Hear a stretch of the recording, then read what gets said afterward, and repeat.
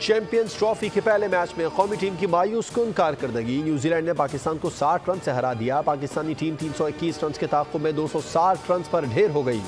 खुशदिल शाह 69 और बाबर आजम सुस्त 64 रन बना सके।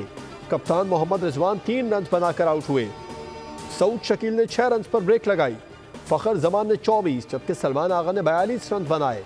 ग्रीन शर्ट्स खेल के तीनों शोबों में नाकाम रहे।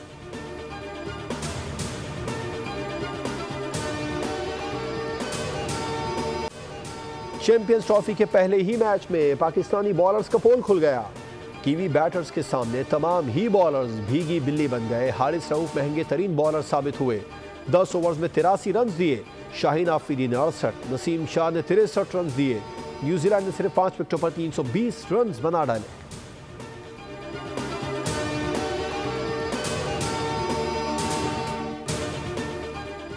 चैंपियंस ट्रॉफी का दूसरा मैच आज दुबई में खेला जाएगा, जिसमें भारत और बांग्लादेश की टीमें मध्य मुकाबिल होंगी। मैच पाकिस्तानी वक्त के मुताबिक दोपहर 2 बजे शुरू होगा।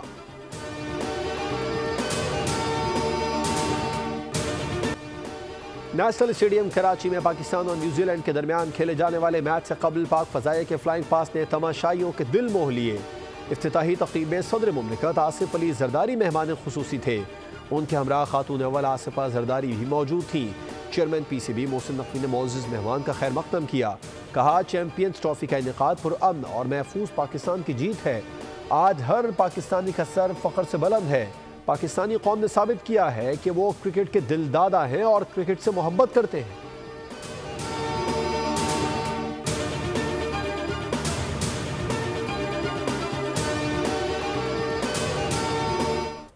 आप देख रहे हैं चैंपियंस ट्रॉफी 2025 स्पेशल, खेल का जुनून, ओनली ऑन बोल टीवी, क्योंकि ये है जंग, जज्बा और जीत जो कि नहीं हुई। टीम के साथ, ये इस परफॉर्मेंस के साथ, तो मैं तो ये भी कहता हूं कि चैंपियन ट्रॉफी इस टीम को कभी खेलनी भी नहीं चाहिए। जिस किस्म की परफॉर्मेंस हमारी टीम ने दी है और जिस तरह की टीम हमने सेलेक्ट की थी। 260 की विकेट की उन्होंने बात की, तो 260 नहीं तो 280 पे हम उन्हें रोक सकते हैं।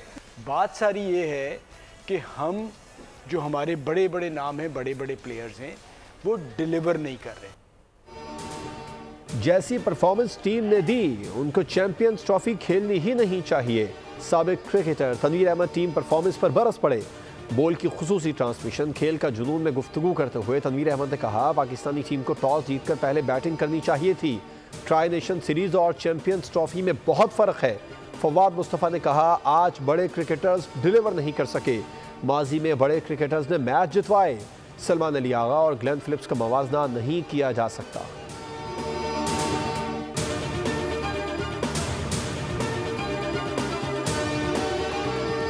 पाकिस्तान ने खेला और स्पेशली बाबर आजम से बहुत डिसअपॉइंटमेंट हुई। मुझे भी उम्मीद है कि हमारी टीम अच्छी खेलेगी आगे जाके, और अभी तो काफ़ी वो उदासी हो रही है। बहुत हाई एक्सपेक्टेशंस थी अपनी टीम से, बस डिसअपॉइंटमेंट ही हुई है। हर बार हम होप्स लगाते हैं और होप्स हमारी चली जाती हैं। गलती असल चीफ सिलेक्टर की है। ना इसने शादाब को खिलाया है, ना इसने इफ्तिखार को खिलाया है, और ना इसने नवाज को खिलाया है। ठीक है, वो मेन प्लेयर थे। क्रिकेट के मतवालों को एक बार फिर मायूसी। कौमी टीम की न्यूजीलैंड के हाथों शिकस्त देखकर शायकीन फट पड़े। बोल न्यूज से गुफ्तगू में कहा, होम ग्राउंड पर भी पाकिस्तानी टीम की कारकर्दगी मायूस कुन रही।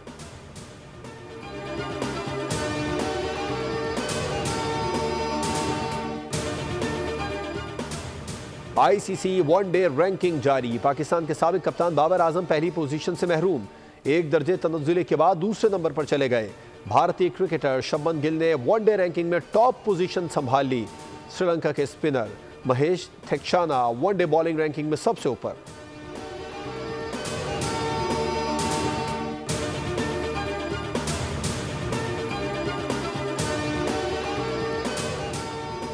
वज़ीर आज़म की chief justice of Pakistan Yahya Afridi से चीफ जस्टिस हाउस में मुलाकात हुई। चीफ जस्टिस को जिम्मेदारियां संभालने पर मुबारकबाद दी और नेक ख्वाहिशात का इजहार किया। मुलाकात में मुल्की मुआशी सूरत हाल और मुआशी और सिक्योरिटी चैलेंजेस पर भी गुफ्तगू। वज़ीर आज़म ने मुल्की मुख्तलिफ अदालतों में तवील मुद्दत से ज़ेर इल्तवा टैक्स तनाज़ात के हवाले से आगाह किया। चीफ जस्टिस से इन केसेस में मैरिट पर जल्द फैसलों की इस्तदा की। शहबाज शरीफ ने चीफ जस्टिस को लापता अफराद के हवाले से मौसर इक़दामात में तेज़ी लाने की भी यकीन दहानी कराई।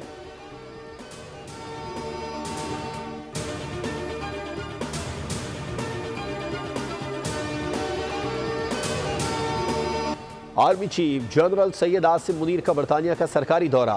आर्मी चीफ का फ़कीदुल मिसाल इस्तकबाल। Royal Horse Guards Parade ground में गार्ड ऑफ ऑनर पेश किया गया। बरतानवी मिलिट्री बैंड ने पाकिस्तान का कौमी तराना भी बजाया। आर्मी चीफ बरतानवी अस्करी और सिविल क़यादत से मुलाकातें करेंगे। ISPR के मुताबिक रॉयल मिलिट्री अकेडमी सेंडहर्स्ट की 7वीं कॉन्फ्रेंस में शिरकत करेंगे।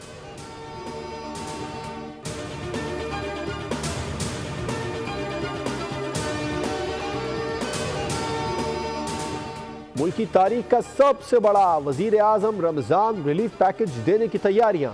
वजीर आजम ने रमजान पैकेज की समरी मंजूरी के लिए वफाकी काबीना में पेश करने की हिदायत कर दी। पैकेज के तहत 39 लाख खानदानों को नकद रकम देने की तजवीज़। फी मुस्तहिक खानदान के लिए 5,000 रुपए की कैश माली इमदाद की तजवीज़। वजारत खजाना वजीर आजम रमजान रिलीफ पैकेज के लिए 8 अरब 50 करोड़ रुपए फराहम करेगी।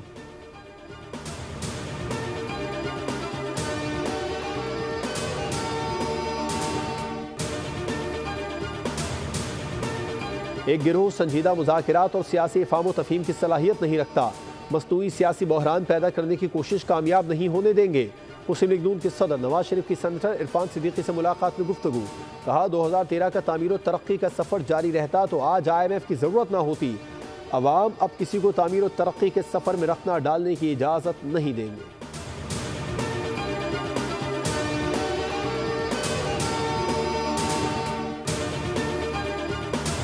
कौन है जिसने पाकिस्तान में पहली मर्तबा फितना फसाद की सियासत का आगाज़ किया? पहली मर्तबा जो एक इंतहा पसंदी, बदतमीज़ी, बद तहजीबी का कल्चर किसने ईजाद किया? मुल्क पे हमला करने का जो धब्बा है ना, वो भी किस पे लगा? नहीं, लेकिन नाम आप ना भी लें, दिल में नाम तो आता है ना। दिनुमा दाग जो है ना, इन्हीं के माथे पे लगा है। अपनी कुर्सी को कभी कारोबार के लिए इस्तेमाल नहीं किया। हर सूबे की तरह विफाक से पैसे नहीं मांगे। वज़ीर आला पंजाब मरियम नवाज का तक़रीब से खिताब। कहा आवाम की सहूलत के लिए इलेक्ट्रिक बसें ला रहे हैं। 500 इलेक्ट्रिक बसें अगस्त में पंजाब आ जाएंगी। आवाम की सहूलत के लिए किराया सिर्फ 20 रुपये रखा गया है, जबकि तलबा, बुजुर्ग शहरी और माजूर अफराद मुफ्त सफ़र कर सकेंगे। इनमें वाईफाई, ट्रैकिंग सिस्टम, ख़वातीन के तहफ़्फ़ुज़ के लिए कैमरे, बस स्टॉप पर पंखों और वाटर कूलर्स की सहूलत भी दस्तयाब होगी। ग्रीन पंजाब का ख्वाब हकीकत बन चुका है।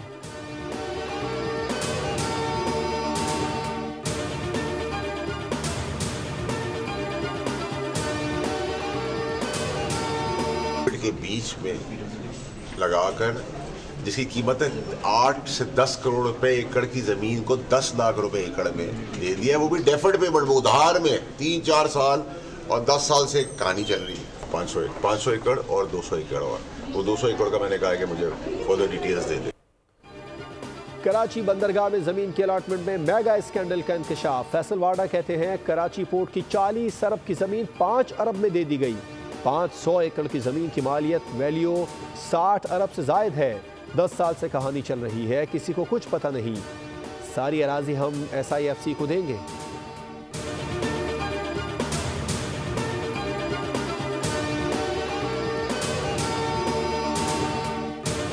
इंतज़ामी मामला है। ट्रैफिक के बढ़ने की वजह से मैं शदीद अल्फाज में मजम्मत करता हूँ सारे ट्रैफिक एक्सीडेंट्स की। कुछ ऐसे बनाया जाता है माहौल के जैसे कोई हुकूमत सिंध जो है उनको सपोर्ट कर रही है। ऐसा नहीं है।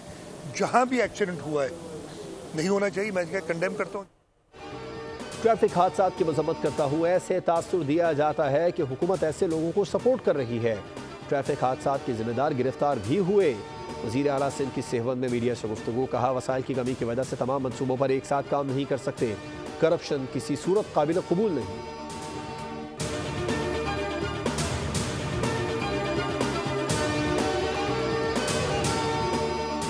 अडियाला का कैदी और उसके चेले बुग़्ज़ मरियम में हलकान हो रहे हैं। मरियम नवाज की तेजी से बढ़ती मकबूलियत से 2 सूबों की हुकूमतें परेशान हैं। वज़ीर इत्तलात पंजाब अज़मा बुखारी का कहना है कि खतबाजियाँ करना आपके लीडर और आप लोगों की पुरानी आदतें हैं जो आज तक नहीं बदली। मुखालिफिन सदा और तासुब के अनक उतारें, पंजाब के अच्छे मनसूबों की तारीफ करें। अगर किसी सूबे को पंजाब के किसी मनसूबों की तफसील चाहिए तो मरियम नवाज फराहम करेगी।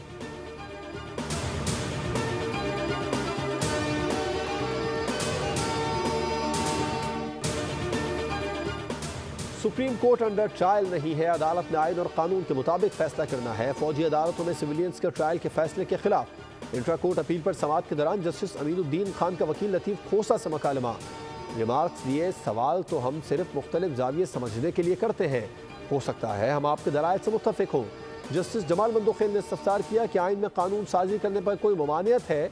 लतीफ़ खोसर ने जवाब दिया, मिलिट्री कोर्ट्स के लिए 21वीं तरमीम करना पड़ी, सिविलियन का मिलिट्री कोर्ट में ट्रायल नहीं हो सकता। जस्टिस मजहर अली ने कहा कि आर्टिकल 184 के तहत ऐसे फैसले हुए जिससे लोगों का नुकसान हुआ।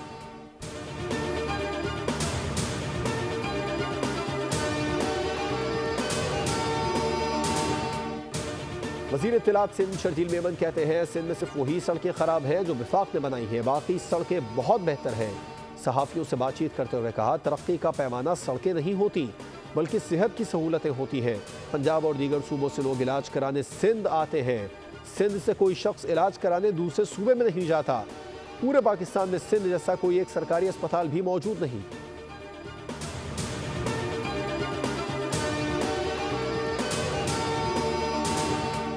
कराची के शहरियों के लिए अच्छी खबर, बिजली 4 रुपये 95 पैसे फी यूनिट सस्ती होने का इम्कान।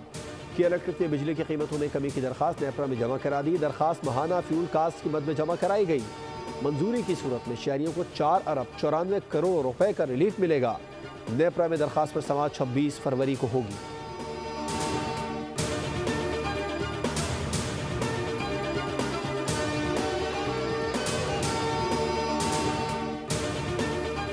कराची में ट्रैफिक हादसा एक और जान ले गया। कोरंगी गोदाम चुरंगी के करीब बस की टक्कर से मोटरसाइकिल सवार जान की बाजी हार गया।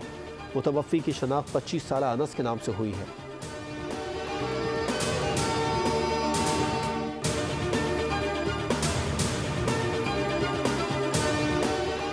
कसूर में मुल्जिमान का सरकारी टीचर के साथ इंसानियत सोच सलूक। मुल्जिमान उस्ताद को गले में रस्सी डालकर घसीटते रहे। मुल्जिमान अरशद, उमर फारूक और दीगर ने नदीम हिजाजी पर तशद्दुद किया, गले में रस्सी डालकर घसीटा। उस्ताद को तशवीशनाक हालत में अस्पताल मुंतकिल कर दिया गया। मुकदमा दर्ज, 2 मुल्जिमान गिरफ्तार। अटक में वापडा मुलाजिम को लिफ्ट लेना महंगा पड़ गया। डंपर ड्राइवर ने नशावर जूस पिलाकर हज़ारों रुपए लूट लिए। वापडा मुलाजिम अस्पताल में दम तोड़ गया। डंपर ड्राइवर की तलाश जारी। लाहौर में इस्लामपुरा में गर्ल्स स्कूल पर भत्ता ना देने पर मुल्जिमान ने फायरिंग कर दी। वाक़े का मुकदमा दर्ज।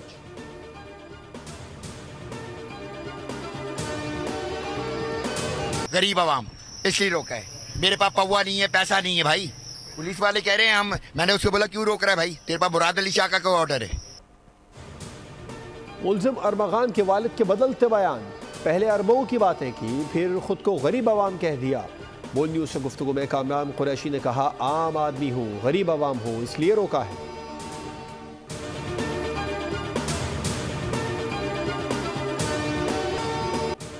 मुल्क के मुख्तलिफ शहरों में बारिश।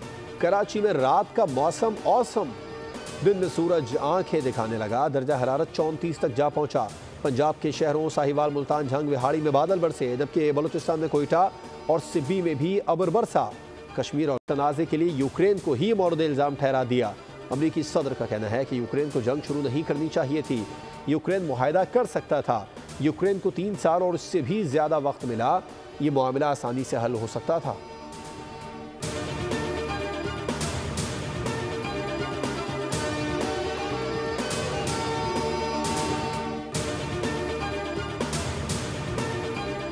एलॉन मस्क का डीप सीक को टक्कर देने का आज़म, अपने चैटबोट का नया विजन जारी कर दिया।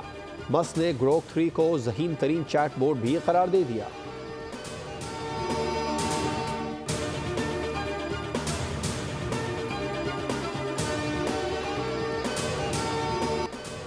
लंदन में फार्मूला 1 रेसर्स का मेला सज गया। इवेंट की लॉन्चिंग में चैंपियन ड्राइवर और मुख्तलिफ गाड़ियां पेश की गई। 15,000 से ज्यादा रेस के शौकीन अफराद ने इवेंट में शिरकत की।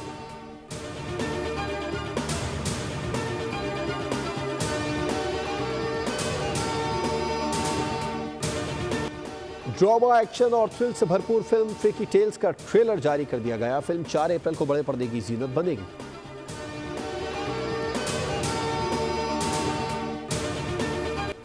और सूफियाना कलाम की मलिका आबिदा परवीन 71 बरस की हो गई।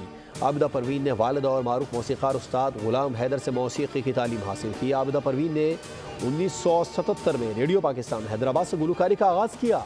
आबिदा परवीन को सितारा इम्तियाज़ और हिलाल इम्तियाज़ से नवाजा गया, जबकि बेगम अख्तर अकेडमी ऑफ गज़ल की तरफ से उन्हें लाइफ टाइम अचीवमेंट अवार्ड भी दिया गया।